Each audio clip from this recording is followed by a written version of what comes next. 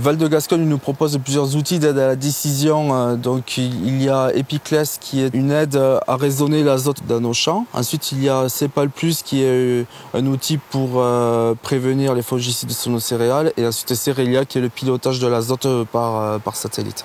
L'analyse de sol est un outil important en ce sens qu'on peut appréhender le capital de son sol parcelle par parcelle et raisonner d'une façon agronomique et technico-économique toutes les interventions de fumure que l'on va faire sur la dite parcelle.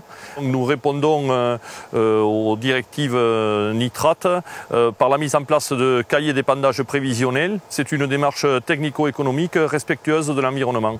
Nous avons aussi Cepal qui est un outil qui permet de positionner les fongicides sur l'ensemble des céréales à paille en tenant compte des facteurs risques de l'année pour optimiser tout son programme et optimiser ses rendements au bout en fait et améliorer sa marge.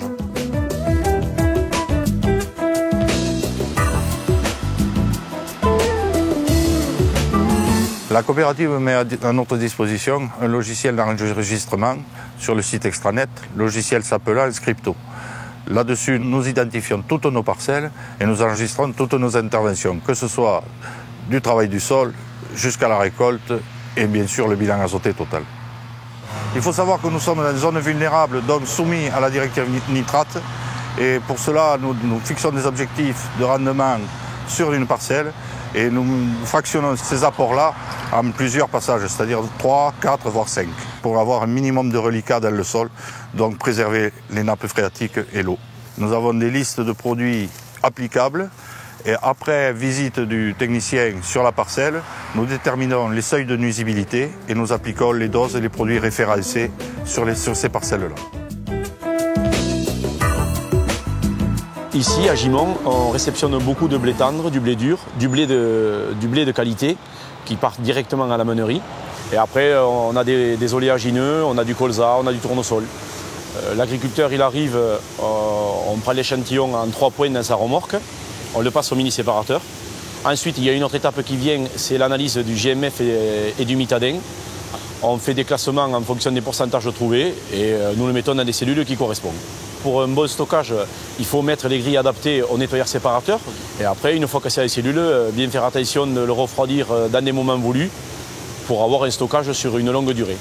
Et en fonction des températures extérieures, on souffle aux heures les plus froides et les moins chères.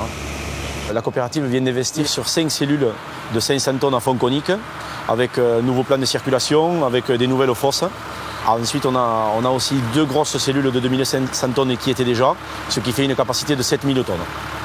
Notre point fort, je dirais, c'est la proximité, donc d'avoir une multitude de sites donc, sur la région, au service donc, des adhérents.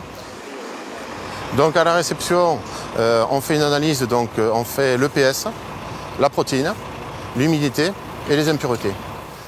Alors le plan de stockage prévisionnel se fait sur l'ensemble des sites. Donc à la fois avec, ça c'est la partie technique, c'est le fichier client qui nous donne à peu près les surfaces qui ont été ensemencées. Et en fonction de l'année, on multiplie par un rendement moyen. Et ensuite, on essaie de prédéterminer la qualité avant la récolte. Et donc en fonction de ça, on a un certain nombre de cellules et on va affecter donc, les cellules à différentes variétés. La phase importante, ça va être la conservation du grain. Donc on va surveiller les températures afin d'éviter donc la prolifération de moisissures et d'insectes type charançon. Au niveau de la traçabilité, donc, il y a un prélèvement sur chaque réception et nous constituons un échantillon moyen par cellule qui nous permettra d'identifier la qualité et de pouvoir aussi le quantifier.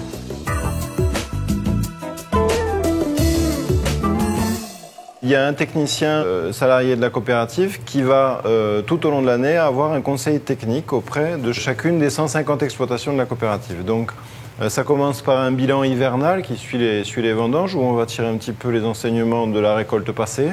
Puis il va accompagner tout au long du cycle végétatif chacun des vignerons dans la protection du vignoble mais aussi dans la conduite du vignoble pour pouvoir amener les raisins les plus qualitatifs possibles au moment des vendanges suivantes.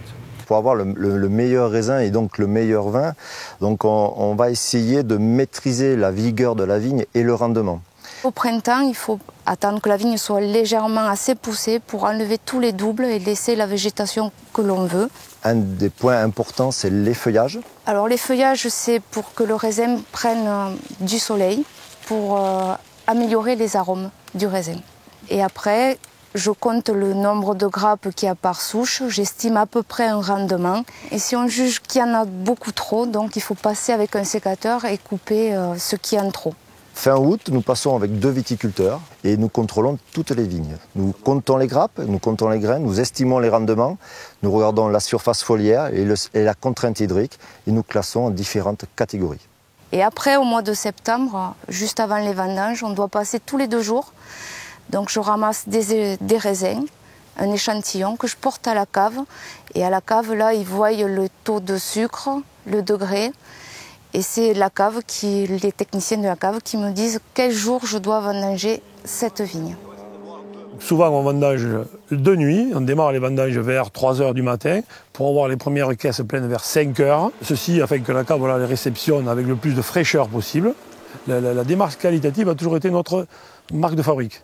La benne arrive ici à la cave. À partir de là démarre le vrai travail de vinification, en blanc comme en rouge.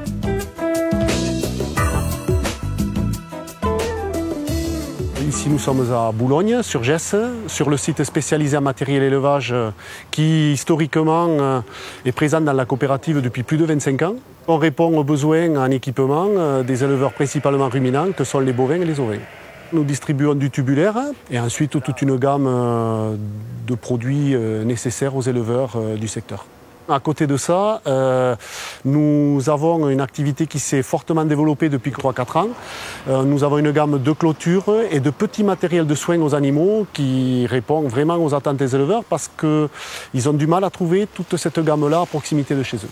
Aujourd'hui, nous couvrons 4 départements que sont les Hautes-Pyrénées, le Gers, Haute-Garonne et Ariège partiellement. Et vu la gamme que l'on a en magasin, on a des gens qui n'hésitent pas à faire 50, 60, 80 km pour venir se chercher leurs produits ici.